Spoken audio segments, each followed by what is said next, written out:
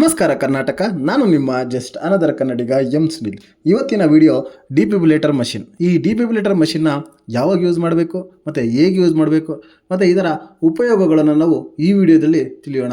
ಈ ಡಿಫಿಬ್ರಿಲೇಟರ್ ಮಿಷಿನಲ್ಲಿ ನಾವು ಸುಮಾರು 3 ವಿಧಾನಗಳನ್ನು ನೋಡ್ತೀವಿ. ಮೊದಲಿಗೆ ನೋಡೋದಾದರೆ ಮೋನೋಬೇಸಿಕ್ ಡಿಫಿಬ್ರಿಲೇಟರ್ ಅಂತೀವಿ. ಅದೇ ಥರ ಬಯೋಬೇಸಿಕ್ ಡಿಫಿಬ್ರಿಲೇಟರ್ ಮತ್ತು ಮೂರನೇದು ಹೇಳಿದ್ರೆ AED ಅಂದರೆ ಆಟೋಮೆಟಿಕ್ ಎಕ್ಸ್ಟ್ರಾ ಡಿಫಿಬ್ರಿಲೇಟರ್ ಅಂತ ಕೂಡ ನಾವು ಕರಿತೀವಿ. ಮೋನೋಬೇಸಿಕ್ ಮತ್ತು ಬಯೋಬೇಸಿಕ್ ಅಂತ. ಈ ಮೋನೋಬೇಸಿಕ್ಗೂ ಮತ್ತು ಬಯೋಬೇಸಿಕ್ಗೂ ಏನು ಡಿಫ್ರೆನ್ಸ್ ಅಂತ ನೋಡೋದಾದರೆ, ಈ ಮೋನೋಬೇಸಿಕ್ ಡಿಫಿಬ್ರಿಲೇಟರಲ್ಲಿ ನಾವು ಒನ್ ಪೆಡಲಲ್ಲಿ ಮಾತ್ರ ಎನರ್ಜಿ ಜನರೇಟ್ ಆಗುತ್ತೆ, ಮತ್ತು ಬಯೋಬೇಸಿಕಲ್ಲಿ 2 ಪೆಡಲಲ್ಲಿ ಎನರ್ಜಿ ಜನರೇಟ್ ಆಗುತ್ತೆ. ಈ ಮೋನೋಬೇಸಿಕ್ನ ನಾವು 300 to 350 ಜೌಲ್ಸ್ ಆಫ್ ಎನರ್ಜಿನ ಯೂಶಲಿ ಯೂಸ್ ಮಾಡ್ತೀವಿ. ಅದೇ ಥರ ಬಯೋಬೇಸಿಕಲ್ಲಿ ನಾವು 200 to 250 ಆಫ್ ಜೌಲ್ಸ್ ಆಫ್ ಎನರ್ಜಿನ ನಾವು ಯೂಸ್ ಮಾಡ್ತೀವಿ.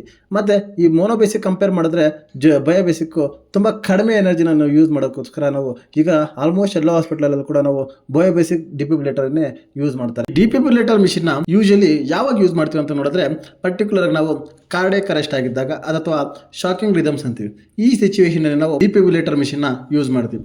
ಶಾಕಿಂಗ್ ರಿದಮ್ಸ್ ಅಂದರೆ ನಾವು ನೋಡ್ಬೋದು ಪಲ್ಸ್ಲೆಸ್ ವೆಂಟ್ರಿಕ್ಯುಲರ್ ಟ್ರೆಕಿಕಾರ್ಡಿಯಾ ಮತ್ತು ವೆಂಟ್ರಿಕ್ಯುಲರ್ ಫಿಬ್ರಿಲೇಷನ್. ಈ ಟೈಮಲ್ಲಿ ನಾವು ಈ ಡಿಫಿಬ್ರಿಲೇಟರ್ ಮಿಷಿನ್ನ ಯೂಸ್ ಮಾಡ್ತೀವಿ. ಡಿಫಿಬ್ರಿಲೇಟರ್ ಮಿಷಿನ್ನ ಪಾರ್ಟ್ಸ್ ತಿಳಿಯೋಣ. ಮೊದಲಿಗೆ ನಾವು ಮಾನಿಟರ್ ಸ್ಕ್ರೀನ್ ನೋಡ್ತೀವಿ, ಚಾರ್ಜ್ ಬಟನ್, ಅದೇ ಥರ leads exchange, lead 1 to lead 2 ಆ ಥರ ಎಕ್ಸ್ಚೇಂಜ್ ಮಾಡೋಕ್ಕೋಸ್ಕರ ಯೂಸ್ ಮಾಡ್ತೀವಿ.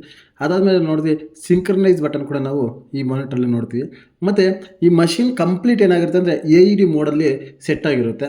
ಡಿಫಿಬ್ರಿಲೇಟರ್ ಮಷಿನ್ನ ಇಂಪಾರ್ಟೆಂಟ್ ಪಾರ್ಟ್ಸ್ ನೋಡೋದಾದರೆ, ಮೊದಲಿಗೆ ಪೆಡಲ್ಸ್. ನಾವು 2 ಪೆಡಲ್ಸ್ನ ನೋಡ್ತೀವಿ. ಒಂದು ಪೆಡಲ್ ಬಂದುಬಿಟ್ಟು ರೈಟ್ ಚೆಸ್ಟ್ ಕಡೆಗೆ ಯೂಸ್ ಮಾಡಿದ್ರೆ, ಮತ್ತೊಂದು ಬಂದುಬಿಟ್ಟು ಲೆಫ್ಟ್ ಅಪೆಕ್ಸ್ ರೀಜನಲ್ಲಿ ಯೂಸ್ ಮಾಡ್ತೀವಿ.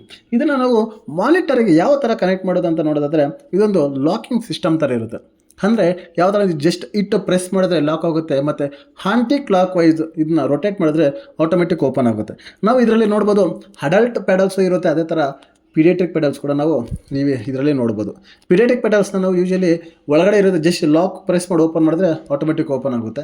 ಮತ್ತು ಈ ಪಿಡಿಯಾಟ್ರಿಕ್ಗೆ ನಾವು 2 ಜೌಲ್ಸ್ ಪರ್ kg ಥರ ನಾವು ಎನರ್ಜಿನ ಜನ್ರೇಟ್ ಮಾಡ್ಬೋದು. ನಾವು ನೋಡೋದಾದರೆ ECG ಕೇಬಲ್. ಇದರಲ್ಲಿ ನಾವು 3 ಕಲರ್ ಕೋಡಿಂಗ್ ಕೇಬಲ್ಸ್ನ ನಾವು ನೋಡ್ತೀವಿ, ಅಂದರೆ ಲೀಡ್ಸ್ನ ನೋಡ್ತೀವಿ. ಇದರಲ್ಲಿ ಬಂದ್ಬಿಟ್ಟು ರೆಡ್ಡು, ಯೆಲ್ಲೋ, ಗ್ರೀನು. ಈ ರೆಡ್ ಬಂದುಬಿಟ್ಟು ರೈಟ್ ಶೋಲ್ಡರ್ಗೆ ಕನೆಕ್ಟ್ ಆದರೆ, ಯೆಲ್ಲೋ ಲೆಫ್ಟ್ ಶೋಲ್ಡರ್ಗೆ ಕನೆಕ್ಟ್ ಆಗುತ್ತೆ, ಗ್ರೀನು ಅಪೆಕ್ಸ್ ರೀಜನ್ಗೆ ಯೂಶಲಿ ಕನೆಕ್ಟ್ ಮಾಡಿರ್ತೀವಿ. ಇದರಲ್ಲಿ ನಾವು ಈ ಕೇಬಲ್ನ ಯಾವ ಥರ ಮಾನಿಟರ್ ಕನೆಕ್ಟ್ ಮಾಡೋದು ಅಂದರೆ, ಇದೊಂದು ಪಿನ್ ಟೈಪ್ ಇರುತ್ತೆ, ಮತ್ತು ಇದು ಹೋಲ್ಡ್ ಮಾಡಿ ಪ್ರೆಸ್ ಮಾಡೋದು ಸಾಕು ಆಟೋಮೆಟಿಕ್ ಕನೆಕ್ಟ್ ಆಗುತ್ತೆ. ಮತ್ತು ನಾವು ಈ ಲೀಡ್ಸ್ನ ಕನೆಕ್ಟ್ ಮಾಡುವಾಗ ECG ಲೀಡ್ಸ್ ಅಂತ ಬರುತ್ತೆ.